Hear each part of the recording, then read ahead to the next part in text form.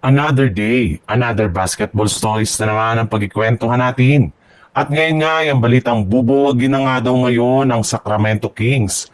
At ang balitang may bumalik na nga daw ngayon sa Golden State Warriors.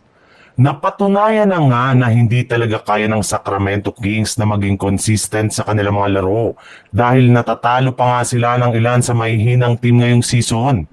Kaya isang senyales nga ito na sa kabila nga ng pagkakaroon ng malalaking pangalan sa kanilang lineup, ay wala pa rin nga silang tsansa na makaangat sa standings at maging competitive sa Western Conference. Kaya hindi na nga nakakagulat bakit ikinumpirma na nga ng isang NBA insider na plano na ng kanilang front office na subukan ng buwagin ang kanilang lineup as soon as possible ngayong season.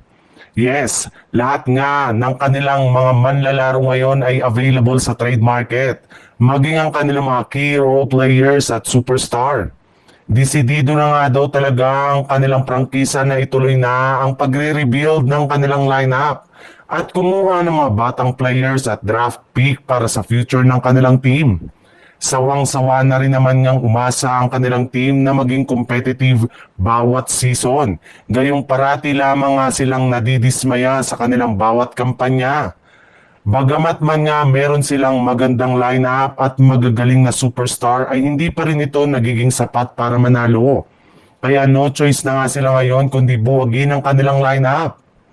Sa ibang balita naman, bagaman nagawa ng Golden State Warriors na maipanalo ang kanilang game kahapon laban sa New Orleans Pelicans, ay nananatili pa rin nga sila bilang ika-8 seed sa standing ng Western Conference. Yes, nakapako pa rin nga sila sa ibaba ng standing at hindi nga malabo na bumagsak pa sila sa mga susunod na araw lalo pat halos malalakas na team nga ang kanilang mga makakabangga sa kanilang mga susunod na laban.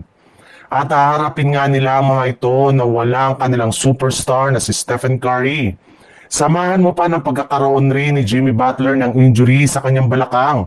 Kaya wala na nga talagang ibang choice ngayon ng Golden State Warriors kundi maghanap ng bagong player na i-rest back para sa kanilang team.